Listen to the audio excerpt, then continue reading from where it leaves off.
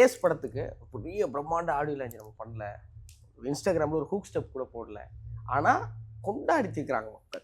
அதான் true word of மவுத்துன்னு சொல்கிறோம் இல்லையா. இது வந்து நம்ம வந்து படத்தை வந்து நம்ம ஒன்று ப்ரமோட் பண்ணுவோம் நினச்சி பண்ணுறோம். ஆனால் படம் பார்த்துட்டு வந்து அவங்க ப்ரமோட் பண்ணுறது இருக்குல்ல, அது வந்து ரொம்ப ஜென்யூன் நினைக்கிறேன். அதுதான் ரியல். படம் பண்ணும்போது, வேலை செய்யும்போது, கதை கேட்கும்போது இருக்கிற இதுக்கு விரும்பப்படுற ஒன்றே ஒன்று தான், இது மக்கள் எப்படி ரிசீவ் பண்ண போகிறாங்க. கடைசியில் இப்போது தேட்டரில் அது பார்க்கும்போது இதுதான் அச்சீவ் பண்ண வேண்டிய கோலு, ரிசல்ட்டு எல்லாமே, அது சந்தோஷம் எல்லாமே. கரண்ட் மாதிரி ஒன்று வரும் பார்த்துருக்கீங்களா, அது பேர் போல்ட். I can't understanding. காமெடின்னு ஈஸியாக கடந்து போயிட முடியாது, அது வந்து ரொம்ப சீரியஸ் பிஸ்னஸ். அது சார்லி சாப்ளின் சொன்னது தான். அதுவும் இவரோட ஐடியா நிறையா இருக்கும், இவரோட ஐடியா நிறையா இருக்கும்.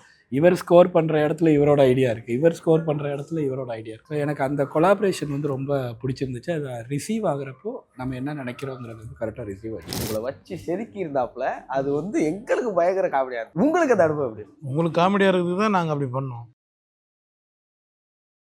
திடீர்னு நடிச்சிட்டு இருந்தோம், அந்த சீனை எங்கே உடைக்கிறது தெரியல, சேஸ் பண்ணி பிடிக்கிறது. ஐயோ சொந்தக்காரங்க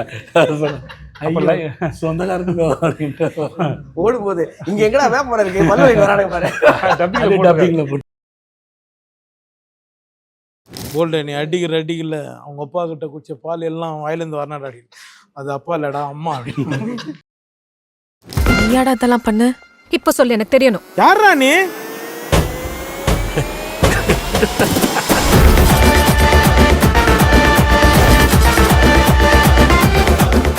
வணக்கம்ண்ணே.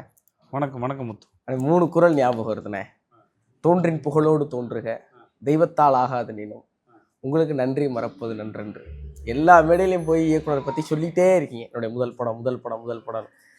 அது என்னென்ன காரணம் இருக்கு? எதையாவது ஒரு அடையாளத்தை தேடி ஓடும்போது யாராவது ரெக்கக்னைஸ் பண்ணணும்ல, யாராவது ரெக்கக்னைஸ் பண்ணணும். அதுதான் உங்களுக்கு நீங்கள் வைக்கிற நம்பிக்கை. திறமை இல்லாதவர்களுக்கு வாய்ப்பு கொடுக்கப்படுவதில்லை. அப்படி கிடைக்கிற வாய்ப்பு யாராவது தமிழ் நம்பினா தான் தொடங்குது, அது நம்பிக்கையில் தான் தொடங்குது.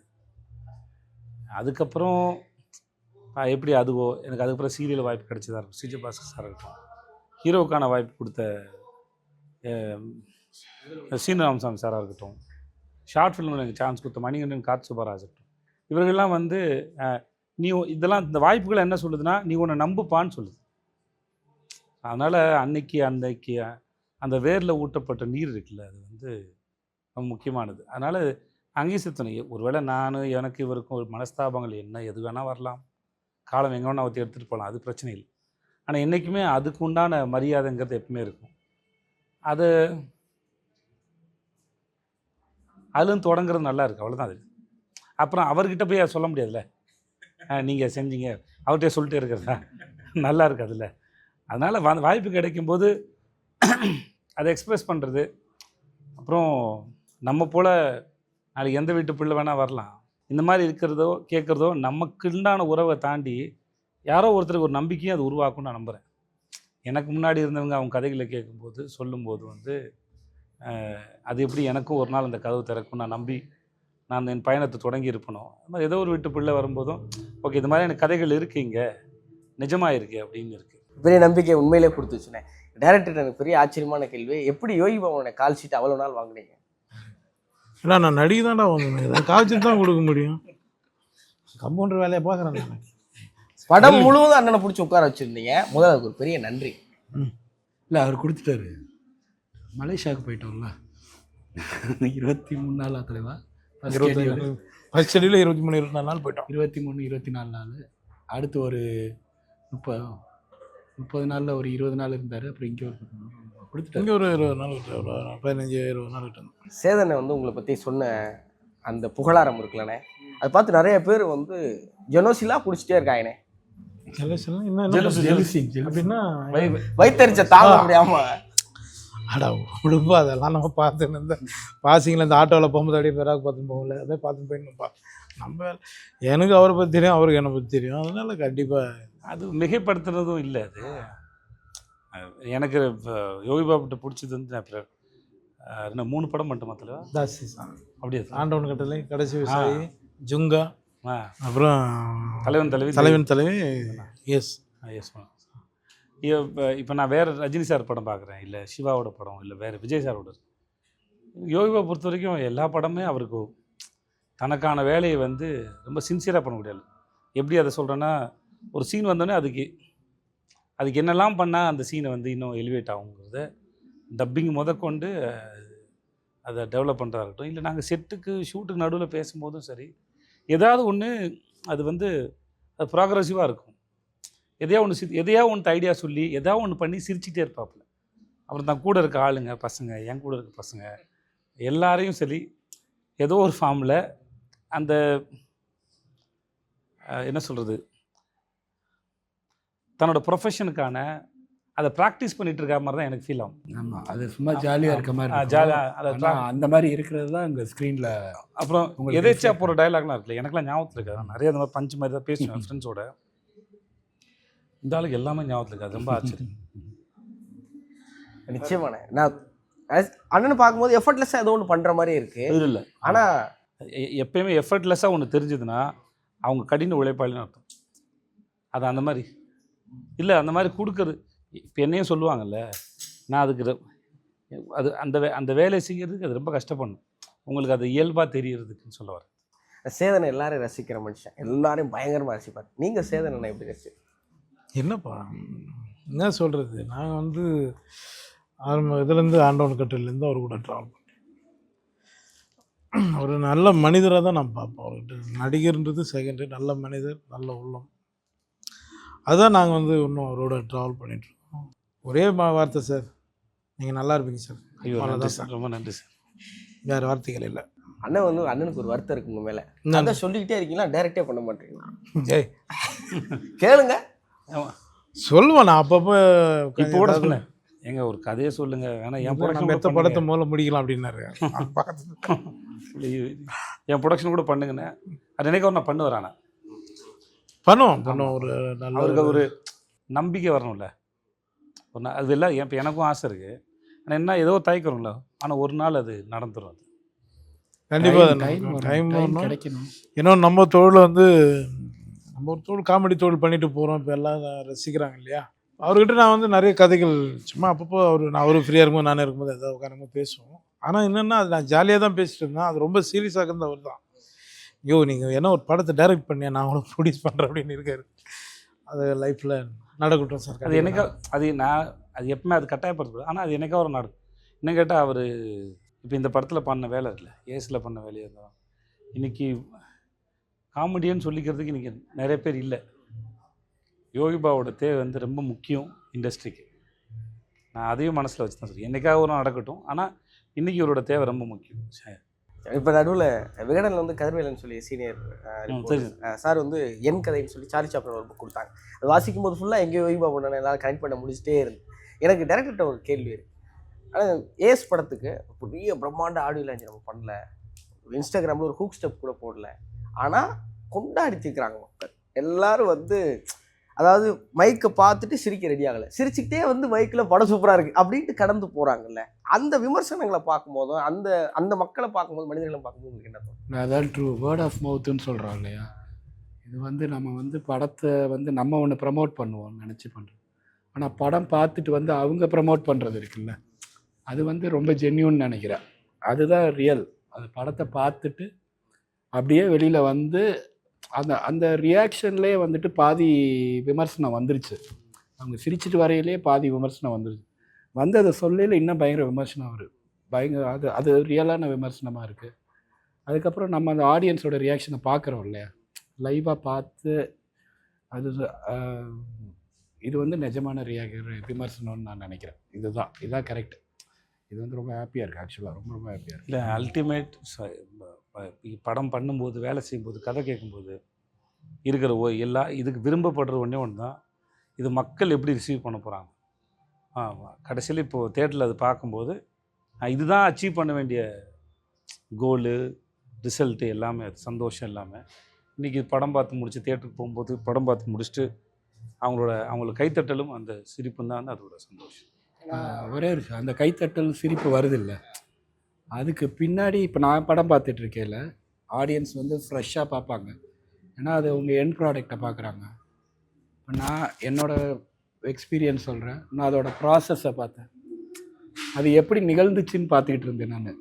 அது அந்த என்ன அது வந்து இவர் என்ன ஐடியா சொன்னார், இவர் என்ன ஐடியா சொன்னார், அந்த கொலாபரேஷன் எப்படி ஒர்க் ஆச்சு, அது அங்கேருந்து இப்போ நம்ம ஒரு சின்ன கைத்தட்டல், சின்ன ஒரு சிரிப்பொலிக்கு முன்னாடி ஒரு அரை மணி நேரம் வேலையாவது இருக்குது. அதுக்கு முன்னாடி ஒரு சின்ன பஞ்சுக்கு, சின்ன விஷயங்களுக்கு அவ்வளோ ஒர்க் இருக்குது அதில், அவ்வளோ ஒர்க். ஏன்னா நம்ம காமெடின்னு ஈஸியாக கடந்து போயிட முடியாது. அது வந்து ரொம்ப சீரியஸ் பிஸ்னஸ். அது சார்லி சாப்ளின் சொன்னது தான் அதுவும். It's a very serious business.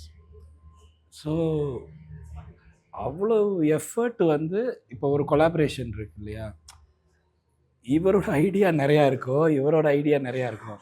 இவர் ஸ்கோர் பண்ணுற இடத்துல இவரோட ஐடியா இருக்குது, இவர் ஸ்கோர் பண்ணுற இடத்துல இவரோட ஐடியா இருக்குது. ஸோ எனக்கு அந்த கொலாபரேஷன் வந்து ரொம்ப பிடிச்சிருந்துச்சு. அதை ரிசீவ் ஆகுறப்போ நம்ம என்ன நினைக்கிறோங்கிறது வந்து கரெக்டாக ரிசீவ் ஆச்சு. ரொம்ப நல்லா இருந்துச்சு. நான் படம் பார்க்கும்போது ஃபர்ஸ்ட் ஹாஃப்ல நான் கன்ஃபியூஸ் ஆகிட்டே இருக்கேன். ஏன்னா நான் மகாராஜா பார்க்குறேன், அதுக்கப்புறம் விடுதலை பாகம் 2 பார்க்குறேன், அதுக்கப்புறம் சேதன் இப்படி ஒரு படம் பார்க்குறேன். எனக்கு என்ன சேதன் இப்படி ஒரு படம் அப்படிங்கிற ஒரு குழப்பத்திலே உட்காந்துட்டு செகண்ட் ஹாஃபுக்கு அப்புறம் நான் அதெல்லாம் மறந்துட்டேன். நான் ரொம்ப லகிக்க ஆரம்பிச்சிட்டேன். நான் பியூராக படத்துக்குள்ள உட்காந்து என்டர்டெயின் ஆகி சிரிக்க ஆரம்பிச்சிட்டேன். நீங்கள் இந்த கதையை தேர்வு பண்ணும்போது உங்களுக்கு என்ன மாதிரியான யோசனை? எந்த கதைக்குமே எந்த யோசனை இல்லை. இப்போது உங்களுக்கு தான் இது ஆர்டர், எனக்கு ஆர்டர் இல்லை. எனக்கு எந்த படத்துக்கு முன்னாடி எந்த படம் வரும்னு எனக்கு எப்படி தெரியும்? எனக்கு அந்த மாதிரி கணக்கு இல்லை. அப்புறம் ஒரு கதையை கேட்டிருப்போம். என்ன இப்போ இந்த கதையை வந்து 2017 2017-18 வந்து இந்த கதையை பேசிட்டு இதை கொஞ்சம் ஓரம் வச்சுட்டு அதுக்கப்புறம் ஒரு 7-8 கதையை பேசி அப்புறம் ஒரு ஸ்டேஜ் திருப்பி இந்த கதையை தூசு தட்டி அப்புறம் இதில் அவர் நிறைய வேலை பார்த்து அப்புறம் இந்த கதையை பாம்பேயில் செட் பண்ணலான்னு பிளான் பண்ணி அப்புறம் ஹைதராபாத்துக்கு செட் பண்ணலான்னு பிளான் பண்ணி திரும்பி ஆரம்பித்த இடத்துக்கு மலேசியாவிலே செட் பண்ணலான்னு போய் இப்படி இவ்வளோ தூரம் போயிட்டு வந்திருக்கு. ஓகே, அதனால் இது எப்போ வரும்னு எங்களுக்கு தெரியாது. அந்த கணக்கில் ஒரு கதையை கேட்கும்போது இந்த கதை ஒர்க் அவுட் ஆகுமா ஆகாதான்ற கேள்விகளுக்குள்ளே மட்டும் தான் பார்க்குறோம். நம்மளை சுவாரஸ்யப்படுத்துதா, ஒர்க் அவுட் ஆகுமா அப்படிங்கிறது. அது ஆகும் அப்படின்னா இந்த காலத்தில் இந்த சமகாலத்தில் இப்போ சில கதைலாம் கேட்போம். அந்த கதைலாம் கேட்கணுன்னா அந்த கதையை கேட்டால் ஒரு வருஷத்தில் பண்ணிடணும். காலந்தள்ளினா அந்த கதை பழசாயிடும். அந்த மாதிரி நிறைய கதைகள் வேணான்னு சொல்லியிருக்கோம், காலந்தள்ளி வரக்கூடாதுன்னு சொல்லிட்டு. சில கதைகள்லாம் அந்த பிரச்சனை இல்லை, அது எப்போ வேணால் வரலாம், பிரச்சனை வரும், அது பாட்டுக்கு அது வேலையை செய்யும். ஸோ அதனால் இவ்வளோ தான் கேட்டகரிய ஒழிய இதுக்கப்புறம் அதுக்கப்புறம் அதுன்னு எனக்கு பிளான் பண்ணுற பழக்கமும் கிடையாது. இப்போ இன்னைக்கு கொண்டு வந்தார், இல்லை ஒருவேளை சார் வந்து நான் ட்ரெயினுக்கும் தலைவன் அப்புறம் வந்துக்கிறேன்னு சொன்னான்னா அது அப்போ தான் வந்திருக்கும். ஸோ ப்ரொடக்ஷன் வச்சு டிசைன் பண்ணுறாங்க. மற்றபடி கதை கேட்கும்போது இந்த கதை ஒர்க் அவுட் ஆகுமா இல்லையா அந்த எண்ணம் மட்டும்தான். மக்களுக்கு இது பிடிக்குமா இல்லையா, நமக்கு பேர் வாங்கி தருமா, அவ்வளோதான் கதை. விமர்சனம் பண்ணுறவங்க சில பேர் விஜய் சேதுபதி இந்த மாதிரியான கதைகளை தான் தேர்வு பண்ணணுங்கிற அளவுக்கு பேசுகிறாங்க, யோசிக்கிறாங்க இல்லைண்ணே. அதெல்லாம் பார்க்குறப்போ உங்களுக்கு என்ன தோணும்? இல்லை, நான் எல்லாத்தையும் எடுத்துக்கிறேன். திரும்பி எல்லாத்தையும் எடுத்துக்கிட்டாலும் இப்போது நீங்கள் ஒரு எப்படி சொல்கிறது, நீங்கள் ஒரு ஒய்டாக உங்கள் கதவை திறந்து வைக்கும்போது நீங்கள் வெரைட்டியாக ஃபேஸ் பண்ண முடியும். நீங்கள் அதை சுருக்கிட்டிங்கன்னா நீங்கள் எவ்வளோ தங்கத்தை மிஸ் பண்ணுறீங்கன்னு தெரியாது, மற்ற எவ்வளோ அற்புதமான விஷயம் மிஸ் பண்ணுறீங்க. ஏன்னா கதை சொல்ல வரும்போது நேரேட்டர்ஸ் வந்து என்னென்ன மாதிரி கதை சொல்லுவாங்க, அது எப்படி ஆச்சரியப்படுத்தாமல் தெரியும். அவங்க புகழை விட்டு நமக்கு பிடிச்சிருந்தா பண்ணிக்க வேண்டியது ஒழிய எனக்கு இந்த மாதிரி கதையை கொண்டு வான்னு சொன்னால் அதில் நம்ம எதையா மிஸ் பண்ணுறதுக்கு நிறைய வாய்ப்பு. ஸோ எனக்கு எப்பயுமே அந்த கணக்கு இல்லை. எனக்கு இப்படி தானே தோணுச்சு. ஏஸோட ஃபர்ஸ்ட் ஹாஃபில் உட்காரும்போது ஏன் விஜய் சேதுபதினு தோணுச்சு, முடியும் போது இதுதான் விஜய் சேதுபதினு தோணுச்சு. இவ்வளோ தான் ஏஸ் படம் பார்க்குறப்ப எனக்கு ஒரு நிறைவான். ஆனால் எனக்கு வந்து நான் படத்தில் ரொம்ப ரசிச்சது என்னன்னா, சேதனை ஆன் ஸ்க்ரீனில் இவ்வளவு யாரையும் கலாச்சார ரீசெண்ட் டயத்தில் பார்க்கவே இல்லை. உங்களை வச்சு செதுக்கி இருந்தாப்புல அது வந்து எங்களுக்கு பயங்கர காமெடியாக இருக்கும். உங்களுக்கு அந்த அனுபவம் எப்படி இருந்துச்சு? உங்களுக்கு காமெடியாக இருக்குது தான் நாங்கள் அப்படி பண்ணோம். இப்போ நீ சொன்னல அதுதான் பதில். நீங்கள் ரசிக்கிறதுக்காக தான் நாங்கள் பண்ணோம். ஜாலியாக தான் இருந்தது. அவரோட கூட நிறைய கவுண்ட் நிறைய இல்லை, அது அவர் சொல்லியிருக்காரு. இப்போ அவரை இப்போ சொன்னார்ல, இப்போ இதை என்னோடதுல நிறைய அவரோடது இருக்கும். அவரோட நான் 2 பேரும் சேர்ந்து ஒரு சீனை ஒர்க் பண்ணும்போது, இப்போ டேரக்டரோட சேர்ந்து டிஸ்கஸ் பண்ணி ஒர்க் பண்ணும்போது இது போட்டுக்கலாம் அது போட்டுக்கலாம், டப்பிங்கில் இது பண்ணிக்கலாம் அது பண்ணிக்கலான்ற போது நான் ஒரு நிறையா கலாய்ச்சிருக்கேன்னா அதில் முக்கால்வாசி அவர் தான் சொல்லியிருப்பார். ஆக்சுவலாக இப்படி பண்ணுங்க தெரியல, அப்படி பண்ணுங்க. அது சட்டையை பிடிச்சி இழுத்துட்டு வருவோம்ல, அதெல்லாம் இவர் தான் சொல்லுவார். இப்படி பிடிங்க தெரியும், அப்படி பிடிச்சி இழுத்துட்டு வாங்க வேண்டாம். அது அந்த இதுவை வந்து அவர் இவருமே அரையிற சீன்லாம் அவர் தான் சொன்னார். நான் வைக்கையில் அந்த மாதிரிலாம் சொல்லலை. வில்லன் வந்து அடிக்கிற மாதிரிலாம் வைக்கல. அவர் வைக்கையில் வந்துட்டு அவர் வந்து சட்டையை தான் பிடிப்பார். இவர் தான் சொன்னார், அரைங்க சார், 2 அரை விடுங்க சார் அப்படின்னாரு. அரையை விட்டோன்னே இவருக்கு ஆட்டோமேட்டிக்காக அடுத்து இவரோட ரியாக்ஷனுக்கு வருது இது. ஸோ அந்த கொலா அது திடீர்னு நடிச்சிட்டு இருந்தோம். அந்த சீனை எங்கே உடைக்கிறது தெரியல, சேஸ் பண்ணி பிடிக்கிறது. ஐயோ சொந்தக்காரன் சொந்தக்காரங்க அப்படின்ட்டு ஓடும்போது இங்க எங்கடா வேப்பமரம் இருக்கு பல்வழி வரானுங்க பாரு. டப்பிங்ல போட்டு அதுல போட்டிருக்காரு. ஓகே, அந்த ஐயோ சொந்தக்காரன் ஓடும்போது என்னால நடிக்க முடியல, சிரிச்சுட்டே இருக்கேன் நான். இல்லை உண்மையிலே அப்படி சொந்தக்காரனுக்கு ஒரு தொல்லை கொடுக்கறதுக்கிட்டே அது ரியாக்ஷனாக பார்க்கும், ஒரிஜினலாக கொடுத்துட்டோம். இல்லை, அந்த சீன் வந்து ரொம்ப சீரியஸாக போயிட்டுருக்கு. அந்த சீனை உடச்சி அங்கேருந்து ஓடணும்ல, ஓடுறதுக்கு அது சும்மா நான் ஒரு சைரன் போலீஸ் சவுண்டு வர்ற மாதிரி ஏதாவது ஒன்று பண்ணலாமா அப்படின்னு யோசிச்சுட்டு இருக்கேன்ல, இப்படி சொல்லிடுவோமா ஐயோ சொந்தக்காரங்க அப்படின்னு. அன்றைக்கி டைம் ரொம்ப கம்மி, ஷூட் நல்ல மழை பெஞ்சிட்டு இருந்தது அன்றைக்கி. நின்று இருந்தோம், லைட் இறங்க ஆரம்பிச்சு ஈவினிங் போயிட்டு டப்புன்னு. இல்லை, அந்த ஐடியா ஓகே பண்ணுறதுக்கு ஒரு தைரியம் வேணும். ரொம்ப முக்கியமான சீனில் ஐயோ சொந்தக்காரன்னு கரெக்டாக அப்படின்ற மாதிரி சொல்லிட்டாங்க நம்ம காலி. அதனால இந்த மாதிரி நிறைய இடத்துல நம்ம ஒரு சீன் ஒன்று பண்ணோம், ஞாபகம் இருக்கா சார்? அந்த இதில் லாக் பண்ணி முட்டி போட்டு வெள்ளம் கென்னு வைப்பாரு. ஆமாம், அது டைலாக் ஒன்று டைலாக் அதை கட் பண்ணிட்டு ஒரு சார் நாங்கள் பண்ணோம். போல்டு நீ அடிக்கல அவங்க அப்பா கிட்ட குடிச்ச பால் எல்லாம் வாயிலேருந்து வரனாடா அடி, அது அப்பா இல்லடா அம்மா அப்படின்னு இந்த வெள்ளம் பேசுவார் சொல்லுவார். அது கட் பண்ணிட்டான் லென்த்துக்கு. அது ட்ரீம் சீட் வரும்போது பாரு. அதே மாதிரினே நான் கேட்குறேன், படம் முழுவதும் ஒரு நல்ல நண்பனா உங்களுக்கு எங்கெல்லாம் உங்களை மாட்டி விடக்கூடாதோ அங்கெல்லாம் உங்களை நல்லா மாட்டி விட்டு வில்லன்ட்ட எல்லாத்தையும் ஹீரோட எல்லாத்தையும் மாட்டி விட்டே வருவார். ரியல் லைஃப்ல இந்த மாதிரி நண்பர்களை சந்திச்சிருக்கீங்களா? அவங்களை எப்படி ஹேண்டில் பண்ணுவீங்க? இல்லை, முதல்ல இப்போ இதில் சொன்னால் இது வந்து மாட்டி விடல, அது ஒரு இன்னசென்ஸு. ரியல் லைஃப்பில் அப்படி நண்பர்கள்லாம் அப்படி ஒன்றும் செய்ய மாட்டாங்க. அப்படி செஞ்சால் அவங்க பேர் துரோகி. அதனால் வந்து கணக்கில் வராது. கணக்கில் வராது. என் ஃப்ரெண்ட்ஸ் யாரும் அப்படிலாம் செய்ய மாட்டாங்க, மூவி அப்படிலாம் பண்ண மாட்டாங்க. இவர் இன்டென்ஷனலாலாம் மாட்டி விடல. இல்லை, அதான் இன்னசென்ஸ். அதான் யதார்த்தமாக தானே நடக்குது. இன்னசென்ஸ் அவருக்கு அவ்வளோதான் தெரியும் அப்படிங்கிற மாதிரி. வலது காலத்தை வச்சு வாங்கினா கிளைமேக்ஸில் அவன் வெள்ளம் கொல்ல போகிறான், வலது காலத்தை வச்சு கொல்ல வாங்கினான்றான். அதில் தெரியவானா அவன் எப்பேற்பட்டிருக்காரு. இல்லை, அதையே அது படம்ல ப்ளே பண்ணிட்டு அதை வச்சு தான் கிளைமேக்ஸே எழுதியிருப்பான். கிளைமேக்ஸு வந்து அவர் கடைசி வரைக்கும் நம்புவாப்பில்ல, அவன் என் அத்தை பையன்டா ராஜ்.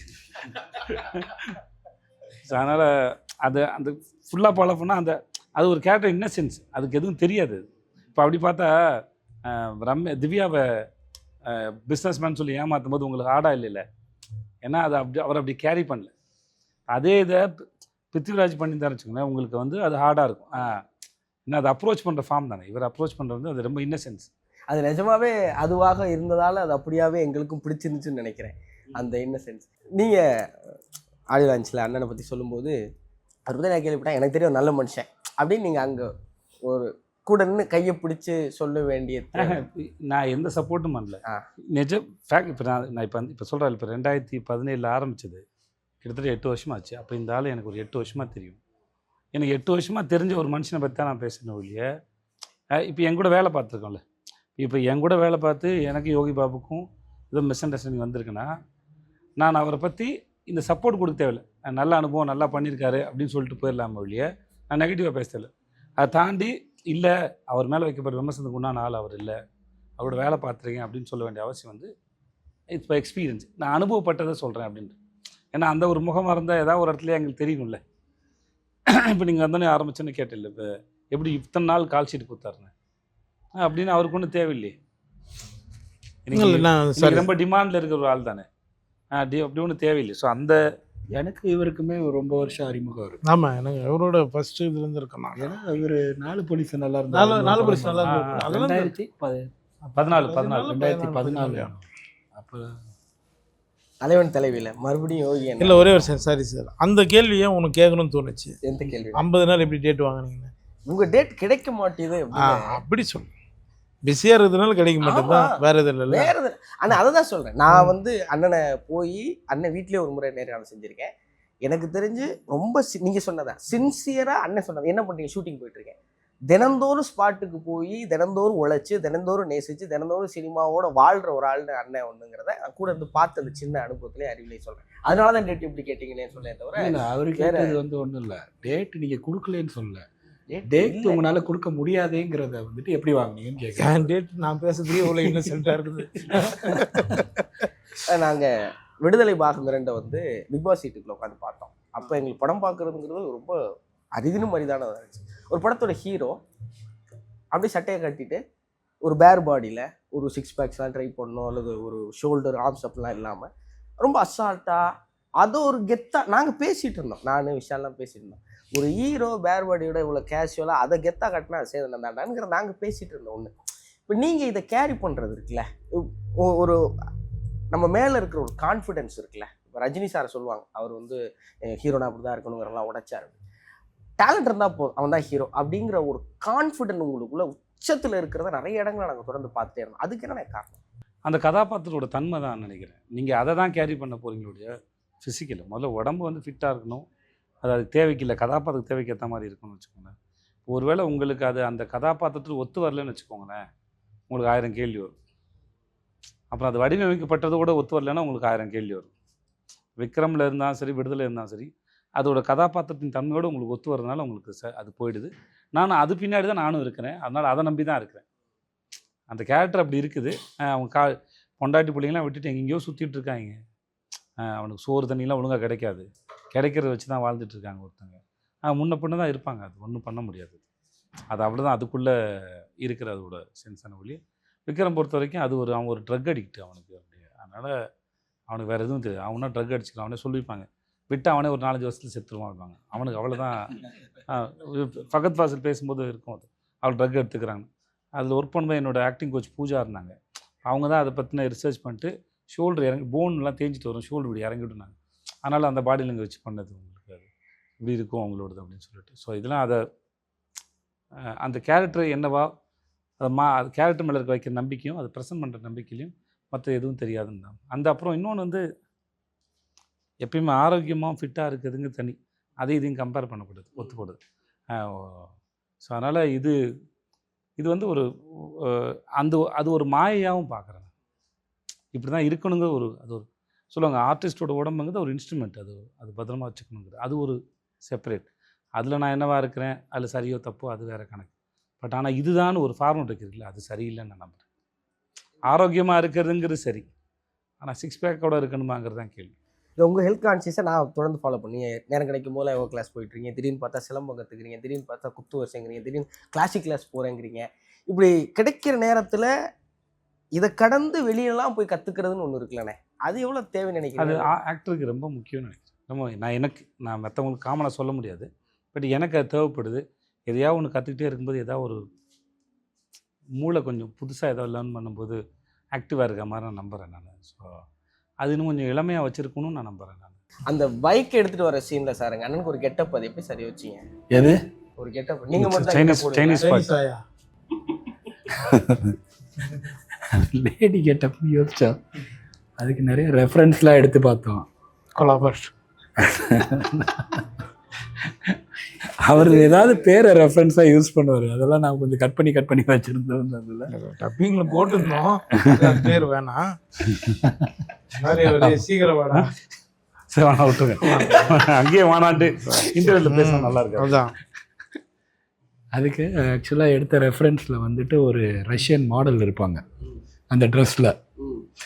அந்த ட்ரெஸ்ஸை எடுத்துகிட்டு அதுக்கப்புறம் அதை பார்த்துட்டு இதை போட்டால் நல்லா இருக்கணும்னா அவங்களால இமேஜின் பண்ண முடியல, காஸ்டியூம் டிசைனர்னால இதை எப்படி அங்கே அப்படின்னு சொல்லிட்டு ஒரு தடவை பார்த்து அப்புறம் எப்படி இருக்கும். ஐயோ மலேசியா தீச்சி மாதிரி இருப்பானே ஆளு. ஆனால் ஜாலியாக தான் இருந்தது சார். நல்லா நிறைய பேர் அந்த சொல்லும்போது சிரிச்சுட்டு கேட்குறான் சார். என்ன சார் அந்த பேர் அண்ணன் சைனீஸ் ஆயான மேலே அங்கே எடுக்கும்போது ஷார்ட் எடுக்கும்போது அங்கே இருக்கிறவங்க ஒரு 4-5 பேர் அப்படியே பார்த்துக்கணும், ஓ அப்படின்னு ஒரு மாதிரி தான் பார்த்தேன். அது ஆக்சுவலாக ஷூட் பண்ணது சைனீஸ் மார்க்கெட், அது கேரளில் இருக்குது சைனீஸ் மார்க்கெட். நீங்கள் எப்போதும் சொல்கிறதுண்ணே, இலக்கில் வெற்றி பயணம்தான் வெற்றி அப்படின்னு நீங்கள் எப்போதும் சொல்கிறது. இந்த பயணத்தை நீங்கள் இவ்வளோ ரசிக்கிறதுக்கு காரணம் என்ன? அந்த ரசிக்கிறதுனால தான் இந்த வெற்றி நடக்குது நம்புறீங்க? பிடிக்கிறது ஒரு காரணம், பிடிச்சனால ரசிக்கிறோன்னு நான் நினைக்கிறேன். பிடிச்சி வந்திருக்கோம். அப்புறம் நிஜமாகவே ஒரு நான் ஆல்மோஸ்ட் 365 நாளில் ஒரு 300 நாளாவது ஷூட்டில் இருப்பேன்னு நினைக்கிறேன். ஒரு குறைஞ்சபட்சம் 250 நாளாவது ஷூட்டில் இருப்பேன். ஷூட்டில் இருக்கிற அனுபவம் வந்து ரொம்ப நல்லாயிருக்கும். ஆல்மோஸ்ட் டிசிப்ளின்டாக வேறு இருக்கும்.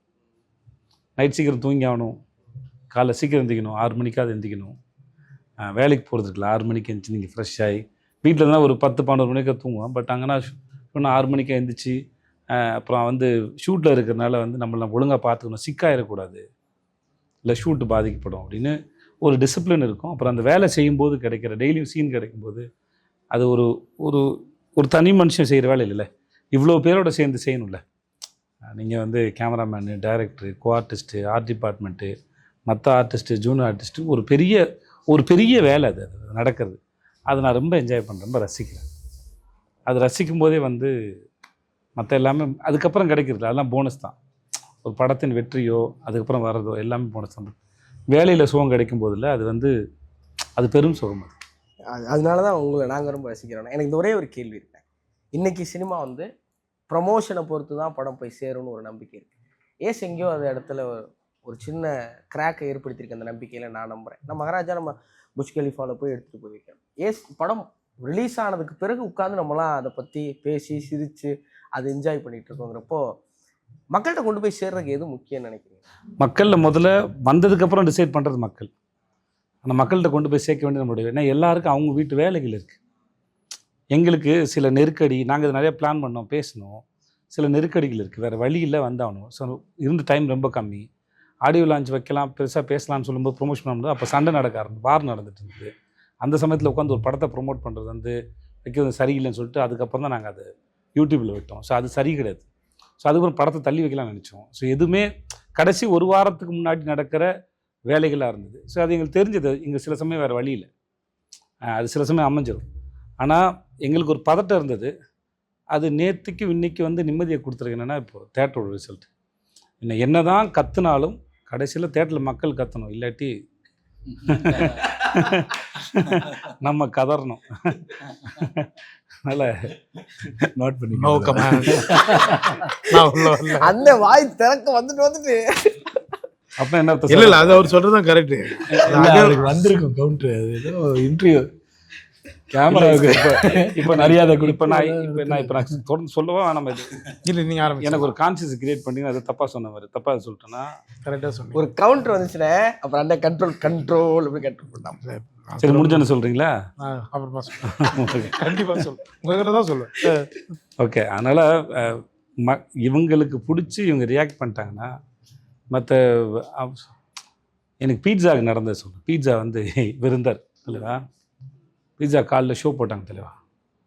காலில் ஷோ பார்த்துட்டு எனக்கு நெகட்டிவாக ஒரு தலைவா. அப்போது நான் எஸ்கேப்பில் படம் பார்த்தேன். என்ன மால் சார் அது? இஎம்ஐ. அதுவே எஸ்கேப் தானே? எஸ்கேப். இஏல படம் பார்த்துட்டேன். நடுவில் கொஞ்சம் பக்கத்தில் ஆஃபீஸ் அங்கே இருக்குது, அபிராம்புரமா சார்? இது இங்கே இல்லை, கமல் சார் இங்கே சார், ஆழ்வார்பேட்டு. மழை, செம்ம மழை தலைவா. இவர் காரில் கொண்டு என்னை வந்து இது வரைக்கும் ட்ராப் பண்ணிட்டு போயிட்டார். வள்ளூர் கோட்டம் எங்கேயோ இல்லை, அண்ணாஃபில் வரைக்கும் ட்ராப் பண்ணிட்டு போயிட்டார். மழை, கார் வராது, மாட்டிக்கும். எனக்கு காலில் பார்த்தவங்களாம் நிறைய பேர் நெகட்டிவாக சொல்லிட்டாங்க. படம் தேட்டரில் உட்கார முடியல அப்படிலாம் சொல்ல ஆரம்பிச்சிட்டாங்க. எனக்கு பயம் வந்துடுச்சு. என்னடா அப்படி ஆயிடுச்சு அப்படி ஒன்று இருக்கும்ல. இது மேலே ஒரு ஹோப் இருந்தது. ஒரு சில பீஸான ஒரு படமா, நடுவில் கொஞ்சம் போதான ஒரு படமா இப்படிலாம் கேட்டாங்க. ஏன்னா 2 டைட்டிலும் ஒன்று இருந்தது.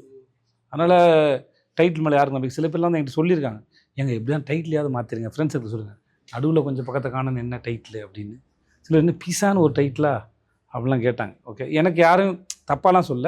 இது எனக்கு இருந்த பயத்தை, அந்த சமயத்தில் இந்த பயத்தை இன்னும் கொஞ்சம் அதிகம் தான் படுத்துச்சு இல்லையா, நம்பிக்கை வரைக்கும். பட் படம் பார்த்து சந்தோஷ் நாராயண, சிங்முஷி சந்தோஷ், அந்த சர்க்கெலாம் படம் பார்த்துட்டு போஸ்ட் ப்ரொடக்ஷன் சொல்லிட்டாங்க படம் சூப்பராக இருந்துன்னு சொல்லிட்டாங்க. காட் சுபாராஜ் சொல்லிட்டாரு எல்லாம். ஆனால் படம் ரிலீஸ்க்கு அப்புறம் உங்களுக்கு வர ரிசல்ட் இருக்குல்ல, பயம், செம்ம பயம். நல்ல மழை சார் வந்து அண்ணாப்பிள்ளை போயிட்டு அங்கேருந்து நடக்க ஆரம்பிச்சோம். அண்ணாப்பிள்ளையும் நடந்து வந்துகிட்டே இருக்கேன். கோடம்பாக்கம் பிரிட்ஜ் ஏரியா வந்து பைக்கில் வர சொல்லிட்டு வந்து என் ஃப்ரெண்டு ஒருத்தர் வந்து பைக்கில் வந்து அண்ணா மேம்பாலத்துல இருந்து கோடம்பாக்கம் பிரிட்ஜ் நடந்து வந்தீங்க? ஆமாம், அண்ணாப்பிள்ளை தான் கரெக்ட். இல்லை சார், அண்ணாப்பிள்ளை அங்கே தான் நிறைய தண்ணி மாட்டி. ஆமாம் இல்லை சார், இங்கே அண்ணாப்பிள்ளை இருக்கேன். அதனால் நான் பார்க்கல தான் வந்தேன். ஸோ வந்துட்டேன். இங்கே வந்ததுக்கப்புறம் ஃப்ரெண்டு வந்து பல்சர் வந்து கூப்பிட்டு வந்தார்.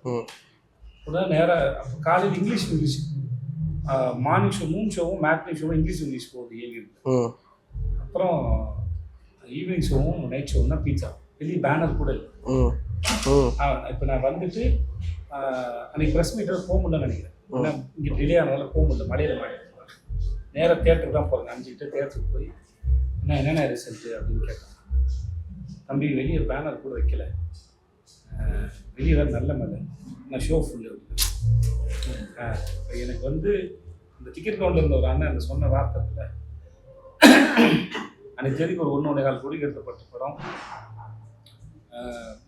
மவுத் பப்ளிசிட்டியில் வந்து அந்த இடத்துக்கு வந்து சேர்ந்ததில்லை. ஸோ என்றைக்குனாலும் எப்பயும் வந்து அந்த ஆச்சரியம் நிகழ்ந்துடும். மக்களுக்கு ஒன்று பிடிச்சிச்சின்னா அது போய் சேர்ந்துருங்கிறதுல எப்பயுமே இருக்கிற நம்பிக்கை தான். ஆனால் மறுபடியும் தலைவன் தலைவியில் உங்கள் காம்போ கண்டிப்பாக ஏசுக்கு அப்புறம் பயங்கர எதிர்பார்ப்பாக இருக்கும். எப்படி இருக்கும்? சும்மா அதுவும் பயங்கரமாக தான் இருக்கும். நினச்சேன் இவ்வளோதான் வரும். பயங்கரமாக இருக்கும். அது ஆடியன்ஸ் இது இன்னும் 10 மடங்கு அதை என்ஜாய் பண்ணுவாங்க. இதை விட நல்லாயிருக்கும். ஒரு ஏரியாவுக்குள்ளே அது நிறைய இன்ட்ரெஸ்டிங்கான கேரக்டர், செம்ம கேரக்டர். அந்த படமே ஒரு தெரியல, அது ஒரு கைண்ட் ஆஃப் ஃபில்ம் அது. ஆனால் ரொம்ப நல்லாயிருக்கு. எப்படி சொல்கிறதுன்னு தெரில, ஆனால் படம் நல்லாயிருக்கும். சூப்பராக சார். எந்த ரூட்டில் சொல்கிறேன். இப்போ இந்த டீசர் வந்துச்சுல்ல, அதான் மூடு வேறு ஒன்று. ரொம்ப நல்லா இருந்தது. ரொம்ப ரொம்ப நன்றி இயக்குனருக்கு. ஏன்னா ரொம்ப ஜாலியாக டக்குன்னு ஒரு படத்தை எடுத்து ரொம்ப டக்குன்னு பார்த்துட்டு ஜாலியாக போயிட்டு இன்னும் பயங்கர ஜாலியாகிட்டு வெளில வர மாதிரி இருந்துச்சு. அது ரொம்ப மகிழ்ச்சியாக எங்களை நீங்கள் வச்சுருந்தீங்க. ஒரு முழு படத்துலையும் சேதனை யோகியனையும் முழு படமும் பார்த்தது என்னமோ எங்களுக்கு ரொம்ப பிடிச்சிருக்கு. ஏன் ஆடியன்ஸ் சந்தோஷமாக வர்றாங்கன்னா ஒருவேளை இதுதான் காரணமா அப்படின்னு நான் நினைக்கிறேன். ரொம்ப ரொம்ப நன்றி. உங்களுக்கு ரொம்ப நன்றிண்ணே. ஏன்னா சேதனை அப்படின்னா எந்த ஒரு கட்டத்துக்குள்ளேயும் உங்களை அடக்க முடியாமல் ஒரு நடிகர்னா இப்படி தான் இருக்கணும் அப்படின்னு நீங்கள் சீதக்காதியாக சூப்பர் டீலக்ஸாக அவனா எடுத்துக்கிட்டோம். ஏசையும் நான் அந்த பட்டியலில் எடுத்து வைக்கிறேன். அப்படி ஏதாவது ஒன்று பண்ணி எங்களை மகிழ்ச்சிப்படுத்தி நீங்கள் ரசித்து எங்களை ரசிக்க வைக்கிறதுக்கு ரொம்ப நன்றி. ரீமாவுண்ணே, உங்களுடைய உழைப்பும் உங்களுடைய சினிமா மீது கொண்ட தீவிரமான காதலும் சினிமா மீது நீங்கள் வச்சிருக்கிற பிரியமும் நாங்கள் பார்த்து எப்போதும் வியக்கிறோம். அண்ணன் சொன்னதை இன்னைக்கு சினிமாவுக்கு நீங்கள் ரொம்ப ரொம்ப தேவை. அதுக்கு நீங்கள் தொடர்ந்து எங்களை மகிழ்விக்கிறதுக்கு நன்றி. ஆனால் நான் ரொம்ப மிஸ் பண்ணுற ஒன்று கேட்டால் தப்பாக இருக்குமான்னு தெரியல, எனக்கு கேட்கணும் போல் ஆசையாக இருக்குது. தப்பாக இருந்தால் கட் பண்ணிடுவோம், சொல்லுங்கள். எனக்கு வந்து நீங்கள் யோகி எனக்கு ஒரு முத்தம் கொடுக்கணும், அதை பார்க்கணுன்னு ஆசை. நாங்கள் தனியாக கொடுத்துக்கோம் நினச்சேன். உங்களை சொல்லிடுவேன் உங்கள்கிட்ட.